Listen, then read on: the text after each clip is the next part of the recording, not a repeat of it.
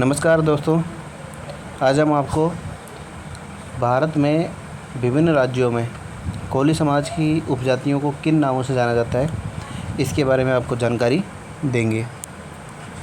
तो जानकारी शुरू करते हैं। सबसे पहले स्टेट लेते हैं जम्मू कश्मीर का। जम्मू कश्मीर में कोली समाज को सिप्पी के रूप में जाना जाता है और ये जो सिप्पी कोली समाज की उपजाति है, यह मुख्यतः पशुपालक जाति है। इसके बाद में हम बात करेंगे कश्यप चौहान। ये जो सरनेम है, ये सरनेम हिमाचल प्रदेश के कोलियों द्वारा लगाए जाने वाला एक सरनेम है और ये संभवतः जो हमारे शाक्य कोली हैं उन्हीं से निकली हुई शाखाएं हैं, क्योंकि जो हमारे गौतम बुद्ध थे उनका जो गोत्र था वो कश्यप ही था। फिर इसके बाद हम बात करेंगे उत्तराखंड के कोलियों के बारे में। उत्तराखंड में मुख्यतः कोली ही लिखा जाता है, बाकी अन्य सरनेम को नहीं लिखा जाता है। दोस्तों, इसके साथ ही बता देते हैं कि एक किरात नाम की जाति पाई जाती है। स्पष्ट तौर पर मैं कह नहीं सकता कि किरात का कोलियों से क्या संबंध है।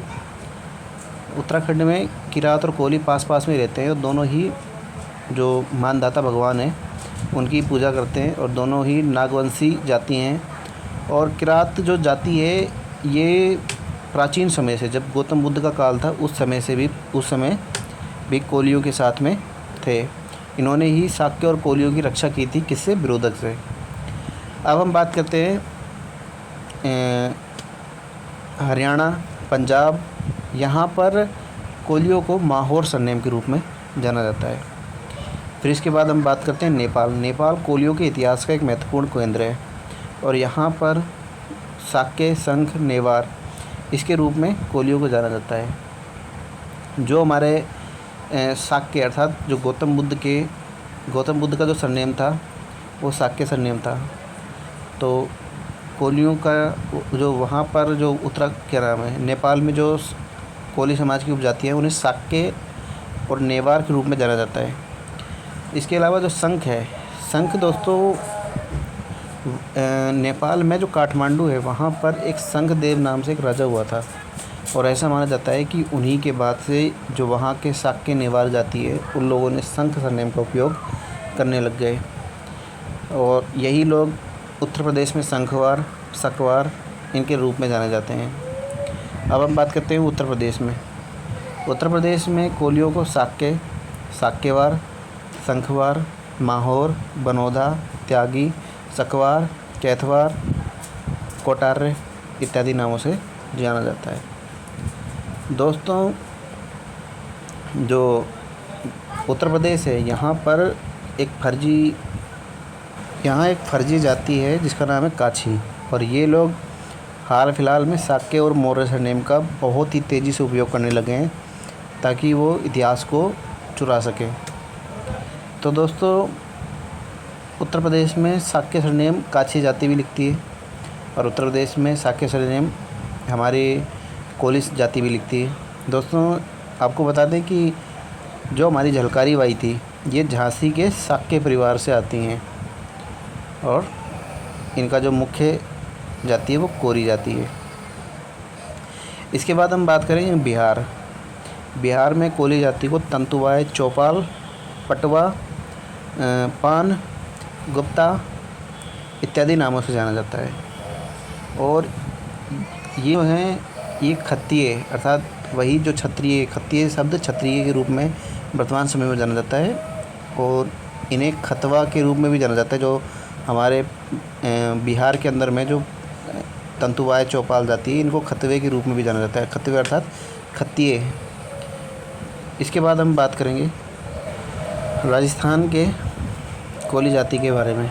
तो राजस्थान में जो कोली जाति है उनको शाक्य, शाक्यवाल, माहौर, महावर, बर्मा इनके नामों से जाना जाता है। दोस्तों, उत्तर प्रदेश में भी बर्मा के रूप में कोली जाति को जाना जाता है। हालांकि जो बर्मा सरनेम है ये कई जाति के लोग यूज करते हैं, तो बर्मा एक कॉमन सरनेम है कई जातियों में, तो बर्मा को मुख्य टाइटल के रूप में नहीं जाना जा सकता है।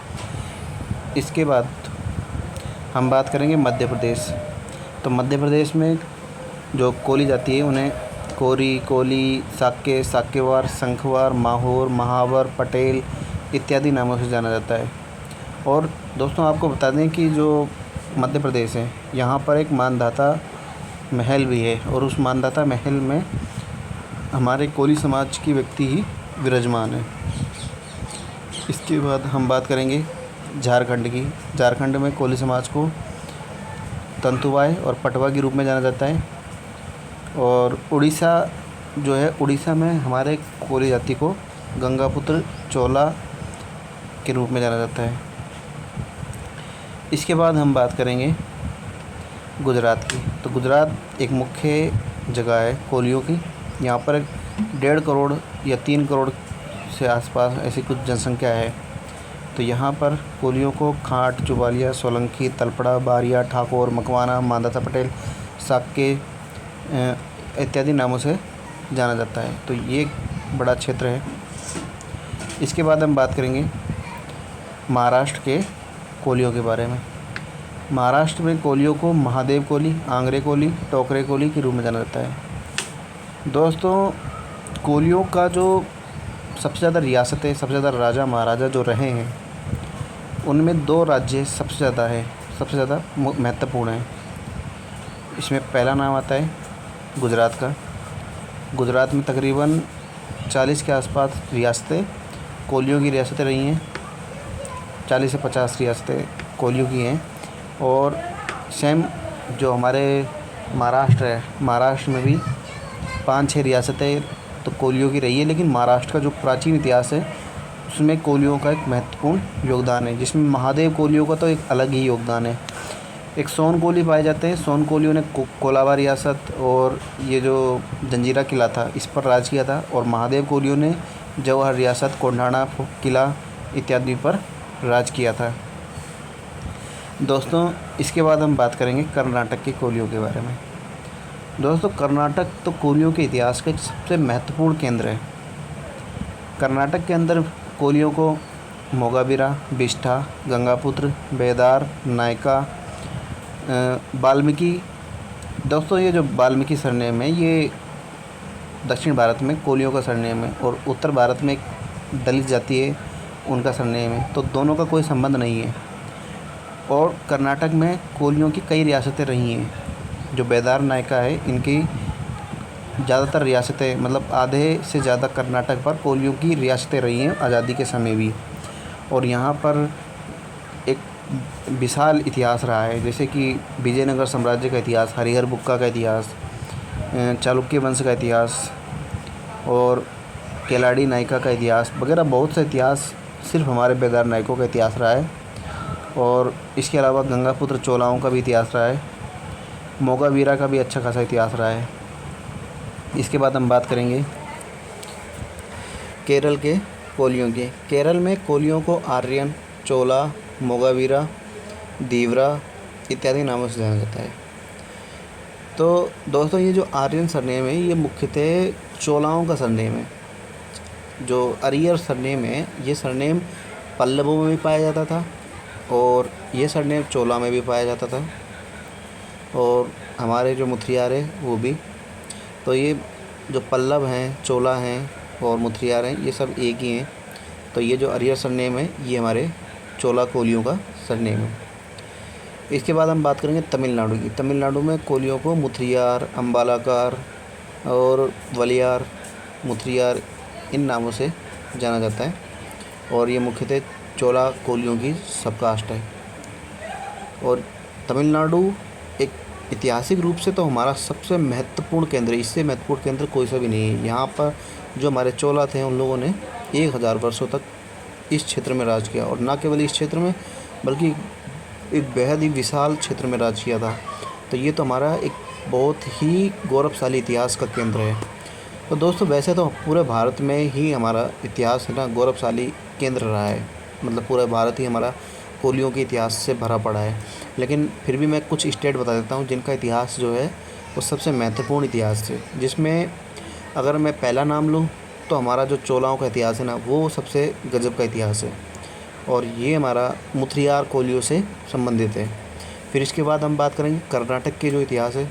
तो कर्नाटक कर्नाटक में जो कोलियों का इतिहास है ये कई पार्टों में डिवाइडेड है, जिसमें चालुक्यों का इतिहास, हमारे बेदार नायकों का इतिहास, हमारे गंगापुत्र कोलियों का इतिहास, हमारे मुत्रियार कोलियों का इतिहास। एक बंट नाम की जाति पाई जाती है जो प्रेजेंट टाइम में कर्नाटक में कोलियों से पृथक हो चुकी है, उनका इतिहास। और इसके अलावा जो कृष्णदेव राय है उनका इतिहास। इस तरीके से अगर हम देखें तो कर्नाटक कोलियों के इतिहास का एक महत्वपूर्ण केंद्र है। फिर अगर हम इसके बाद बात करें महाराष्ट्र के कोलियों की, तो महाराष्ट्र के कोलियों का भी जैसे तानाजी मालुसरे का इतिहास, सेलार वंश का इतिहास। दोस्तों, एक सेलार वंश है जिन्होंने महाराष्ट्र के तटीय इलाकों पर शासन किया था। वर्तमान समय में सेलार मराठा जाति के रूप में जानी जाती है, लेकिन ये कोलियों की ही सब कास्ट रही है। और तानाजी मालुसरे, इसके अलावा जवाहर रियासत, जंजीरा फोर्ट, कोंडाना फोर्ट और भी ना जाने कितने ही किलों पर कोलियों का इतिहास रहा है, ये हमारे महाराष्ट्र के अंदर में। फिर गुजरात के अंदर कम से कम 40 से 50 रियासतें तो कोलियों की रियासतें थी। आज के समय हो क्या गया है कि कुछ रियासतें, कुछ राजा थे, मतलब जो उनके वंशज है वर्तमान में, वो खुद को राजपूतों में शामिल कर ले रहे हैं। इसका कारण ये है कि कोलियों ने खुद को नीचे करके, मतलब ओबीसी कैटेगरी में आ गए, जिस कारण से वो लोग राजपूतों की तरफ ज़्यादा आकर्षित हो गए। जो सम्मान चाहिए था वो नीचे कैटेगरी यानी ओबीसी, जनरल से जो नीचे कैटेगरी ओबीसी है, उससे उन्हें थोड़ा सा अपमान लगा होगा, शायद ये कारण हो सकता है। और गुजरात एक महत्वपूर्ण केंद्र है। इसके बाद में अगर हम बात करें तो नेपाल एक महत्वपूर्ण केंद्र है कोलियों के इतिहास का।